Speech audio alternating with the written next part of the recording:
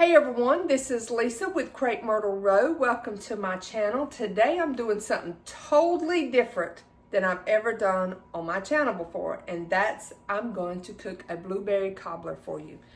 Now this cobbler was a recipe that my grandmother used. I called her Granny. That's what she was our granny.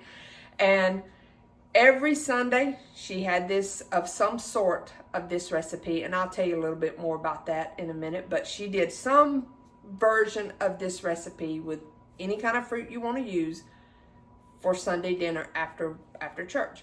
So I'm going to show y'all how to make it because it's so simple and it is a huge hit. Even for people who think they don't like cobblers, this thing, let me tell you, one Christmas with all the family gatherings, you know, we go to this family, that family, friends, all this. I think I made 12 of these total during like 2-3 weeks there because everybody was like, you're gonna make your blueberry cobbler, aren't you? And you can't just make one. One of these generous sized portions, 8 slices. But some people, we here in the South like more than a generous sized portion, I'm gonna tell you. We like more like a quarter of the pie sometimes.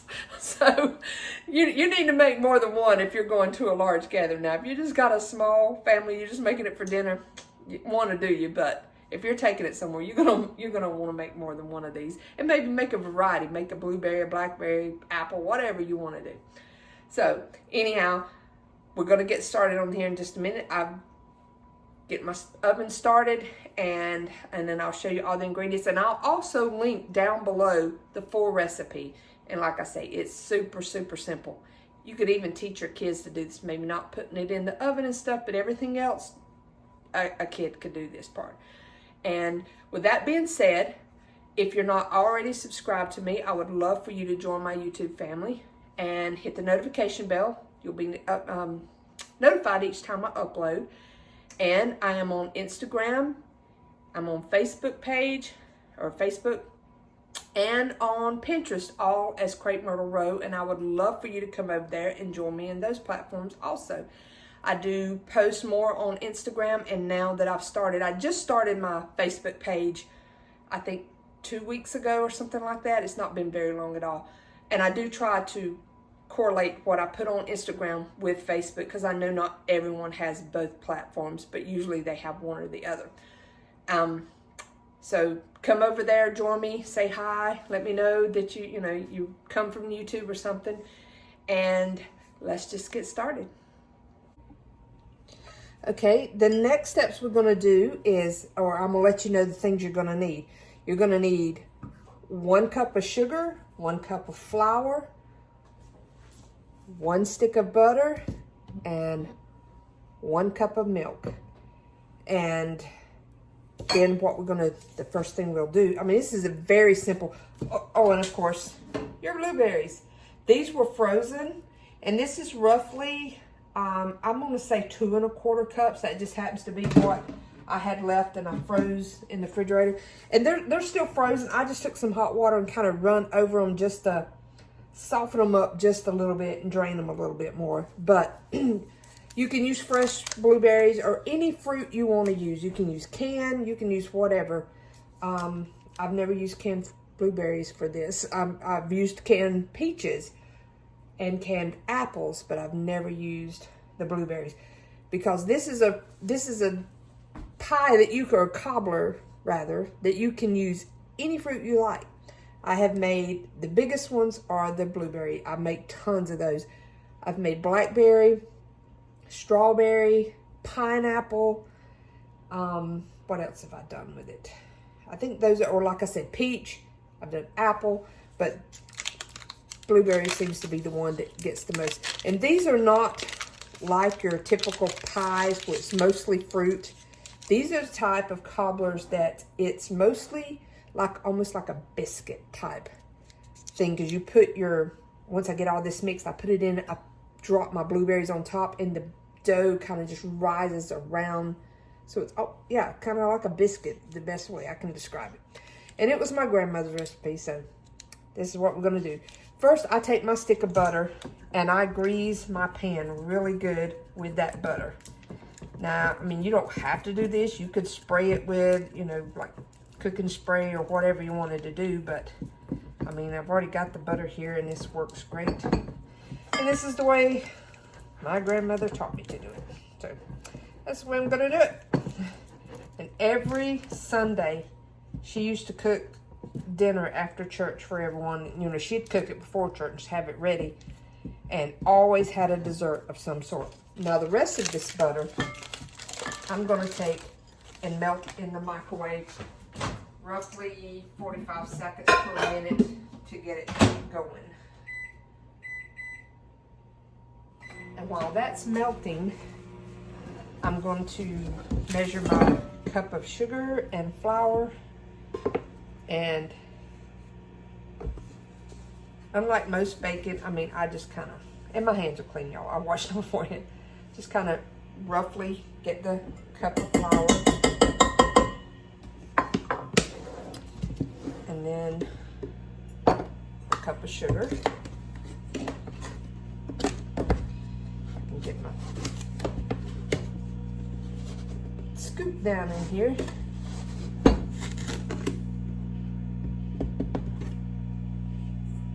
I'm going to leave the recipe link below because, okay, those, you will need another quarter cup of sugar to put on top, and that's what makes it like a crispy crust. Let me get this out, check it right quick. It might need just a little bit longer. Probably the 1 minute would have been better.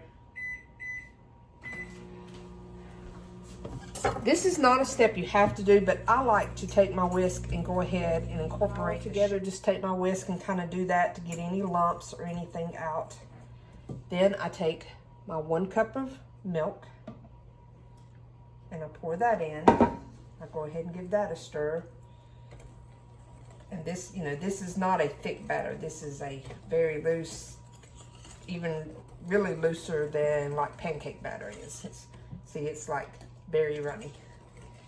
And I just try to get all my lumps out that I can. I mean, a few's not gonna matter, but I just try to get that kind of stirred around. And now let me grab the melted butter.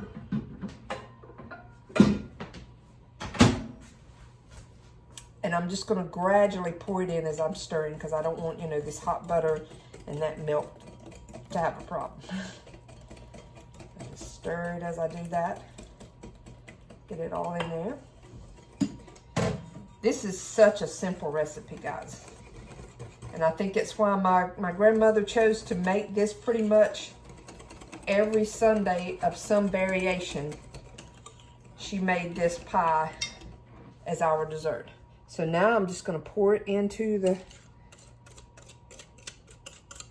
pie pan here. And if this is something you're going to make to take to family gatherings that, you know, maybe there's people who's going to want to take some home, whatever, you wanting to leave it, you don't want to clean up this dish, just use the disposable ones. That's real easy to, they work just as fine in that.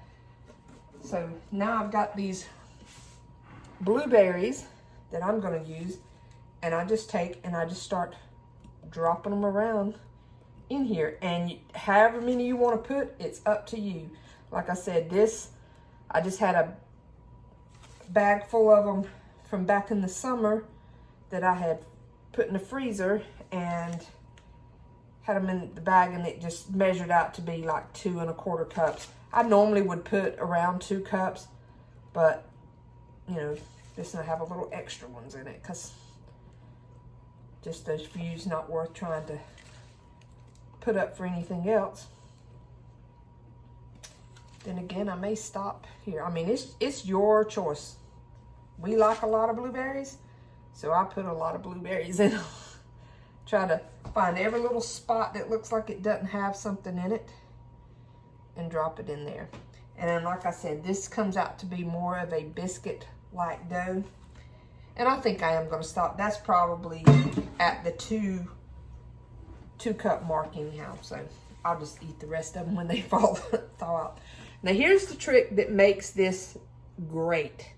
I mean, it'll be great like this. This is the way my grandmother did it. She didn't add this extra step, but I read in a Pioneer Woman cookbook, and she does almost the identical type of pie. But she takes this 1/4 cup of sugar, and I know y'all gonna think it's crazy. It looks like you're drowning it, and you just start lightly sprinkling it all over, covering this pie, or this cobbler, I should say. And I know I got a few little lumps in the sugar, not gonna matter, it all melts down. This ends up melting and creating like a caramelized crust almost on here, and it is so good. And like I said, it's gonna look like you're drowning it. So now the next step is I'm gonna put it in the oven. Like we said, it's a 350 oven. The timer went off while I was off camera. So to let me know it's preheated, I'm gonna set my oven at 50 minutes. Now you may want to start checking yours at 30 minutes and see, and it's done when you see the top getting brown. My oven, however, I have learned 50 minutes is what it takes with it. So when this gets done, I'll come back and show you what it looks like. Okay, I just got it out of the oven, and this is how it looks. This is where I told you how that sugar coating almost makes a caramelized crust on the top. I'm gonna let this cool probably about 30 minutes or so before I cut into it. Otherwise, it just makes a mess. But as you can see the blueberry stuff still bubbling down in there. So we'll be back in just a minute. I got me a piece out, and as you can see, this is not a pie that stays together as a solid piece. It kind of falls apart, hence it's a cobbler. But I mean, it looks so good, and I can't wait to take a bite. But I hope y'all enjoyed this video, and like I said, if you make one and you're on Instagram or something, take a picture, tag me in it, or mention it to me or something. And I hope y'all enjoyed it. Bye.